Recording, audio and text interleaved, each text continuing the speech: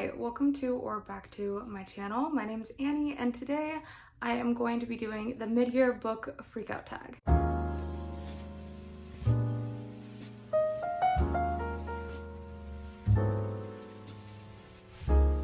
Now I am like super late to this. I'm filming this on August 13th, but I couldn't not do it because this is actually the video I first did for my channel back 2 years ago, so 2023, and it's a video I want to do every year and I just didn't get around to it until now, so please forgive me. So if you haven't heard of the mid-year book freakout tag, it started on YouTube like ages ago, so I don't know who originally started it. If you do, please let me know in the comments so I can credit them. This is a list of questions that booktubers go through and answer around the middle of the year, so like, you know, end of June every year. I also really tried to challenge myself with this because usually I have like 5 books for each answer and I just can't narrow it down, but I tried to just pick 1 or maybe like 2 for each answer. I am excited to get into it, so let's just get started. The first question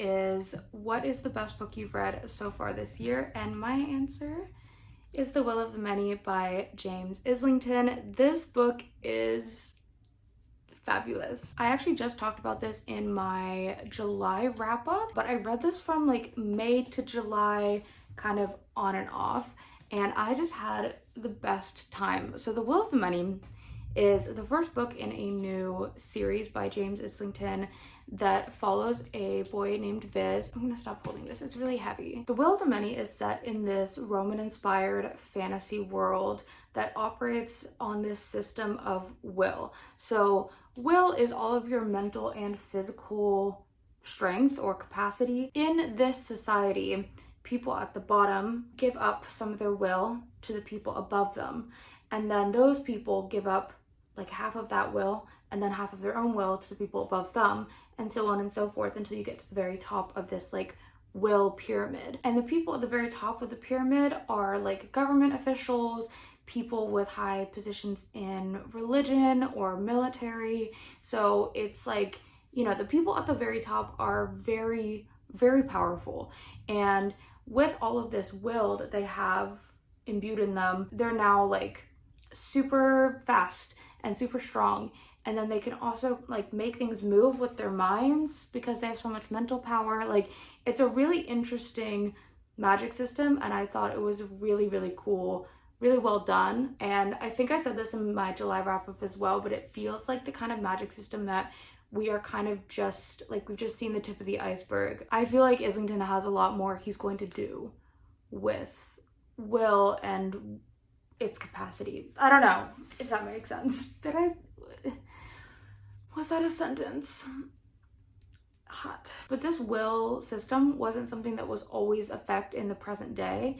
This world that Viz lives in is actually post-apocalyptic, so there were a whole bunch, like a whole society of humans way back in the past that used will and all these systems. The only way that people in the present book now know about will is because of these ruins of like these old artifacts that they can find, and that's where they get most of their technology from. And there's a group of people called the Catnin Empire who found this technology, decided they wanted to make it part of their way of life, and then slowly began to take over the entire continent.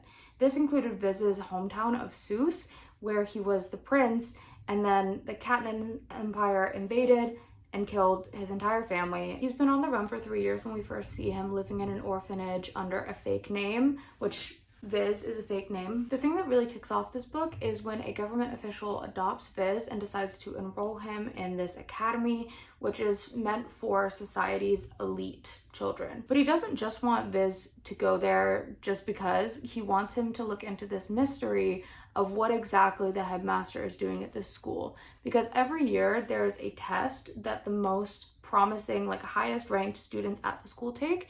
And every year for the past several years, some of those students have mysteriously died.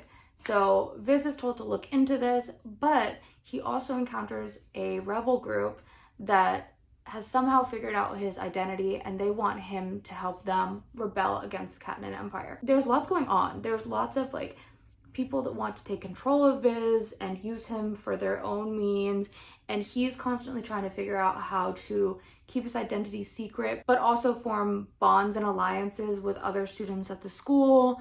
And it's just, I don't even feel like I can do it justice. Like, it is incredible. The writing is fantastic. The world building was so well done. I loved the dialogue. I love the characters. Viz is an excellent main character. Like, he's really smart. He's always just gonna be smarter than the reader. So he's like one step ahead in almost every situation. And the plot takes all sorts of twists and turns. And the ending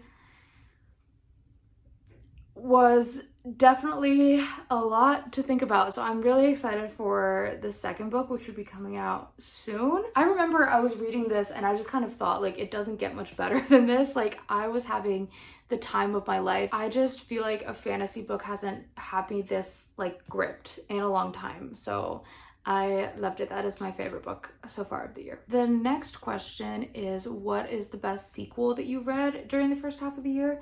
And I tried not to have multiple for one answer, but I do have like 2 honorable mentions for this, and they're both manga series, so not really a particular volume. But I read all of Monster by Naoki Urasawa this year, and then I've also been reading Witch Hat Atelier, and I wanted to mention them both. I figured I'd go through them quickly because, you know, not everyone reads manga, but I love these series. Monster is about this Japanese doctor named Tenma who is living and working in Germany during sometime in the 1900s. I'm not good at history. He is dating the director's daughter. He's like set up for success, but he keeps facing these moral dilemmas at work when the director of the hospital wants him to save higher class patients as opposed to ones that came in first or might need his help more desperately. He's a neurosurgeon, by the way. He's not just like a doctor, like he's a surgeon. And Tenma, who's like just really good and pure at heart, really wants to save as many people as he can, but most importantly, the people that need it the most and need help the fastest, especially because there's other surgeons there. It's not like he's the only one, but he's been asked not to operate on some patients that he should be set to operate on. During the first volume, a young boy is shot in the head and is somehow still alive. He's sent to the hospital, and Tenma's all set to operate on him when the director's like, hey, there's this important senator that needs to be operated on for like a minor procedure. Can you do this instead? Tenma refuses and saves the boy's life. Then we go forward like 10 years. There's a time jump. And we find out that the boy that Tenma saved might actually be like the titular monster of the series. So there's this big sort of moral question throughout the whole series of like, is it right to save someone's life if they're gonna turn out to take other people's? And you just go on this like twisty, sort of haunting tale through Germany. I don't want to say too much more about it because I do think it's best to kind of let it unfold as you read, but it is one of the most well done completed series I've ever read. I read the omnibus editions. There was like 9 of them, but I guess that's like 3 volumes in an omnibus, but I just can't recommend them highly enough. And then the other series I wanted to mention for this was Witch Hat Atelier, which I have been reading and absolutely loving. I just finished volume 12, so I'm almost caught up because we only have the English translations up to volume 13 right now. This story follows Coco. She is a young girl in this world where magic is a thing, but everyone is told that you can't just become a witch or wizard, you have to be born one. This makes Coco really sad. Like, she's in love with magic and has always wanted to do it. So when she finds out the secret of magic, which is that actually anyone can do it, she is very excited and starts to experiment with it. And then through a series of events, she accidentally turns her mother to stone by using a forbidden spell, which is pretty rough for like a 10-year-old girl. But luckily there is a magician called Kiefer around that takes her under his wing and decides to apprentice her at an atelier to teach her to be a witch, and then also to eventually, you know, break the curse that she put on her mom.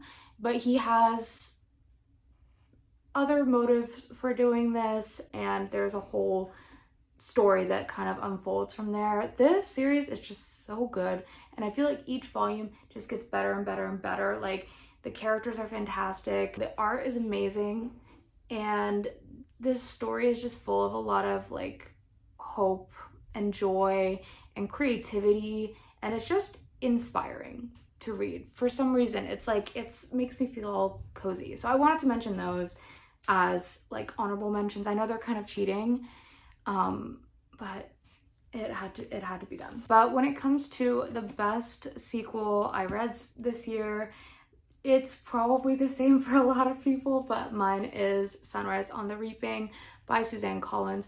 This is amazing. I think I'm gonna reread it because I loved it. If you somehow don't know, this is a prequel set in the Hunger Games world. The Hunger Games is a massive quote.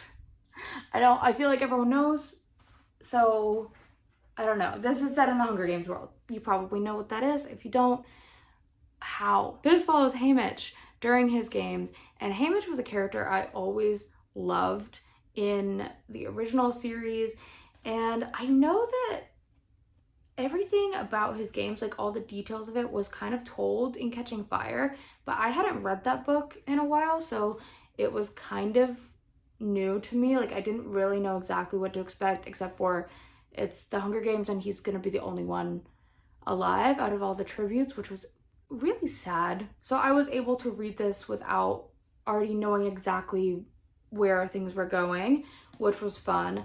I loved it so much. I think I especially was happy because I didn't like Ballad of Songbirds and Snakes. Like, it didn't feel like Suzanne Collins even wrote it. Like, it just didn't have any of the, like, it didn't have that gripping quality that the Hunger Games had to it, and this brought that back. I forgot how Miss Suzanne Collins is like the queen of dramatic cliffhanger chapter endings. I read this so fast. I was so engrossed. I loved Haymitch. I loved all the characters we met, especially Maisie, and what made reading this so hard was knowing that everyone was gonna die. Because it's been so long since I first read The Hunger Games. Like, I know all that now, so like I reread it and I'm like, oh yeah, I know that person's gonna die, so I'm prepared. But this, I knew, I was just waiting for people to die, and it made me really sad. It made me sob. But I also just loved the overall message and themes that Suzanne Collins was working with in this book, specifically the message kind of overarching that we, the people, have power in our own right. We make up the majority of the population, and if there's something happening in government which is controlled by a few people, we have so many more people and resources and stuff that, you know, why settle with things the way that they are and be in this sort of like state of helplessness when we're not actually helpful? What keeps us submissive? Like, I don't know if I worded that well, but I just found it important, especially in times like today. The Hunger Games is just always relevant. I love it so much. I had the best time. Well, also it was really sad, but I was happy that I was feeling really sad. I don't know. Sorry. It's getting a little dark in here. I hope you guys can see me okay. I waited a bit too late in the day to shoot this. I hope the lighting's okay. The next question is there a new release that you haven't read yet but really want to? And I have 3.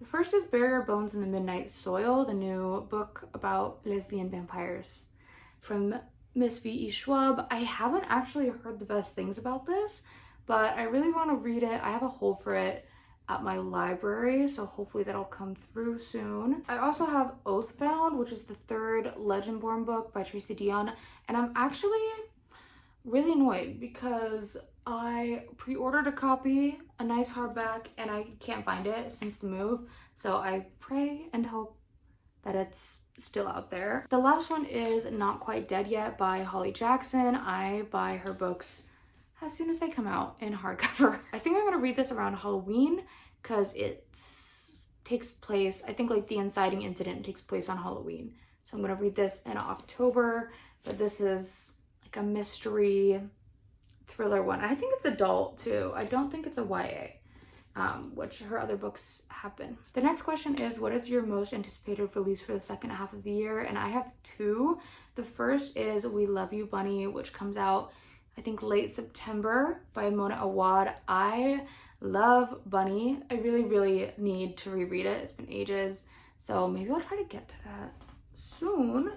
We Love You Bunny is, I believe, a prequel, but I'm so excited. And then we obviously have The Strength of the Few by James Islington, which will be the follow-up to The Will of the Many. So I can't wait for that, and I think that comes out in November 11th. So very excited. I feel like it's so dark in here now. Let me see if I can get better lighting.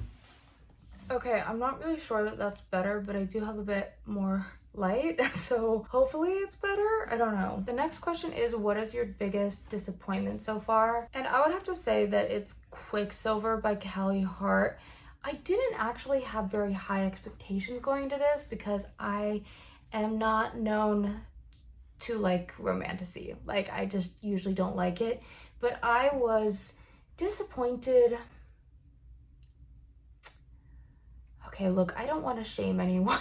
I don't want to yuck anyone's yum, but I was supremely disappointed in my fellow readers for liking that book. That feels mean. It's about this girl that gets sucked into a portal to the Fae world and can't go back to her world without doing this like mission for the Fae people that captured her. Basically, they're in this battle and they want her to help create weapons for them because she has some sort of magical powers. And one of them is like dark and brooding and really mean to her, and he's a Fae and they fall in love. Yeah, I hated this book. It was so bad. I have a reading blog for it if you want to see it, but I think I actually did have hopes for this book once I started reading it, because the first like little bit before she's in the portal is actually really interesting and kind of like well written and stuff. Like, it surprised me and I was excited about it. And then we meet the guy and he is just a jerk, and he tricks her into an agreement that takes away all of her bodily autonomy, and like he can just make her do anything. It's just, yeah, I'm all for reading smutty books. Like, do it, whatever speaks to you. But for me, a grumpy half like wolf man taking away any form of consent I might have just doesn't really do it for me. And then the plot just absolutely did not make sense. The reason he was always mean to her in the beginning did not make sense. Like, I hated this book. I hated it so much. I'm so sorry if you liked it. Good for you, but also I hope you're doing okay. The next question is, what is your biggest surprise so far? And for that, I have Someone You Can Build a Nest In by John Wiswell. This book is amazing. It definitely is like a contender for best books or like top 5 right now. This book is so unique. It is about this kind of formless monster named Shisheshin, and she lives in this kind of medieval world. She lives in this old, like, kind of ruined house out in the woods outside of this village where the people like fear her, and they call her like the beast of whatever the town name is. Like, she is enemy number 1 for them, and she's kind of this like blob that can absorb things into her body and then take on different shapes. So if she absorbs like a human skeleton, she can pretend to be a human and can pass really well for one. And that's kind of what she's doing when she gets attacked. And then the person that saves her is this lovely woman. I cannot remember her name, but I loved her. And they kind of start to fall in love, but Shisheshin finds out that the girl that she's falling for is part of this family that Shisheshin just hates, and that the girl is actually out to find the monster and kill her, but she doesn't know Shisheshin. Guys, this is really enemies to lovers. I loved this book. Not only was Shisheshin as a character so creative and something I feel like I'd never really read before, the book being written kind of from her perspective is so interesting. There's so many moments where she's like having to kind of pretend to be humans. There's all these observations she makes about the way that humans interact and speak with each other, and kind of the like persona she has to put on to fit in with humans, which I thought was really great. And then the romance is just so sweet and cute, and I loved it. I think I was just so surprised that a book with such a crazy concept would have so much heart and like amazingness in it. Also, I highly recommend the audiobook. It was really good. The next question is new favorite author. I have a couple for this. The first would be Kamomi Shirahama, who writes Witch Hat Atelier. John Wiswell, who we just talked about, wrote Someone You Can Build a Nest In, but I haven't read any more of their books yet. I think they just put out a new one called Wearing the Lion, which I want to read. And then the third one I have, also I've only read one book of hers, but her name is Maud Ventura, and she wrote a book called My Husband that I really loved. It was translated from French, and it's about this woman that is like obsessed with her husband. Like, she just loves him to death, and she feels like a teenager. Like, she's always anxious about where he is and who he's with, and she has all these mood swings, and she feels very like passionately for him, to the point where she might she goes a little bit off the walls. I loved it. It was very like unhinged woman lit fic, which is kind of my thing when it comes to lit fic. The writing was brilliant. There was a twist at the end that was great, and it made me want to go back to the beginning. So I definitely want to read more from her. The next question is, who is your new favorite fictional character? And I have to pick my girl Maisley from Sunrise on the Reaping. She is just, wow. If you know, you know, like, she's the best. And her relationship with Haymitch and how it grows, I just found really sweet, and it made me cry. So I love her. New fictional crush. This one is hard because I don't really have any new ones. No, I do kind of have one. Arugio from Witch Hat Atelier. He is like the grumpy mentor kind of at the atelier. I forget what his official position is, but I just think he's the cutest. So I guess him, but I don't really have any other ones. The next question is, what is a book that made you happy this year? And it has to be The Anthropocene Review by John Green. I read this on audiobook towards the beginning of the year, and I don't think a book has ever made me feel that happy or hopeful. This is a nonfiction book by John Green, who basically wrote little chapters reviewing various things. It could be anything in the human world, which is the Anthropocene, kind of this age we're living in now where humans are the biggest factor on the planet. John Green wrote this during the pandemic and was kind of personally trying to find some hope and some brightness in all the sadness and tragedy in the world, especially during lockdown. This book was just incredibly moving. Like, the way that he writes about things and kind of cheers himself up in the book cheered me up. The things that he finds beautiful about the world, like, I don't know, it was profoundly moving. Okay, my phone ran out of storage, as it is wont to do, so sorry if there was any, like, if I got cut off saying anything. Let's just move on. So next question is,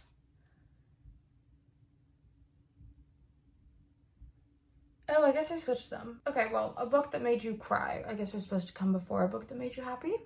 But the book that made me cry the most, by far, was actually not Sunrise on the Reaping. Although it is definitely in second place, but the book that made me cry the most, I read, I don't know, maybe 2 weeks ago, and it is And Every Morning the Way Home Gets Longer and Longer by Frederick Backman. This book is like a little novella, 75-ish pages, and it follows a man with dementia and his relationship with his son and his grandson, and it is just heartbreaking and also like heartwarming at the same time. I don't know the last time I've cried so hard. If you want to cry, read this book. It's beautiful, it's lovely. If you're not in the mood to like feel a little bit broken, maybe don't read it. The next question is the most beautiful book you bought this year. I think my answer is this old copy of Jo's Boys by Louisa May Alcott that is, I think it's 1919? No, 1912. And it was a Christmas gift to Darine Hopkins from Grandma and Grandpa Hopkins in 1913. And this is, what is it? Like, it's just so cool. Has like the manuscript page that they used to do. And it's in really good shape. I found this at a thrift store. I have yet to read any books in the Little Women series past Little Women, but I can't wait to read this. Although I might read it on my other copy. I just want to keep this nice, you know? But I just think it is adorable. And look at the like vines on it and stuff. I cried when I saw this. And then, sorry, I feel like I'm trying to wrap this up quickly because of the light and the storage. What books do you want to read by the end of the year? There's so many, but I guess if we're keeping it kind of short, definitely the new releases I'm excited for. So The Strength of the Few and We Love You, Bunny. And then also Oathbound. And then we have, let's see, what else? I did bring them over here. A Murderous Relation by Deanna Raybourn. This is the next book for me in the Veronica Spewball series. I think it's the 5th one. And a royal scandal's connection to a brutal serial killer threatens London. But I love this series and I have barely read it all year. I also love this cover. I like it. It matches my nails. I really want to read that. I also want to read The Diviners by Liva Bray. This is a series I wanted to read for a long time, like since I was a teenager. It's set in the 1920s and it's a YA series, and I thrifted this copy on my way, like on my trip when I was moving. So I definitely want to get to this soon. I also have Blood Over Brighthaven that I really, really want to read by Emma Wong. This is the woman that wrote The Sword of Kaigen, which is one of my favorite books. So I can't wait to read this. I actually really need to read this soon. Last but not least, Red Rising, which would be a reread because I read this back when I was maybe 14. I want to read it again. Hopefully I'll actually stick to some sort of TBR and get these done by the end of the year. But honestly, who knows? Anyway, that is going to wrap it up for my mid-year book freakout tag video. I know it was super late, so thank you if you still watched it. Consider giving this video a like if you liked it and subscribing to my channel if you want to see more from me.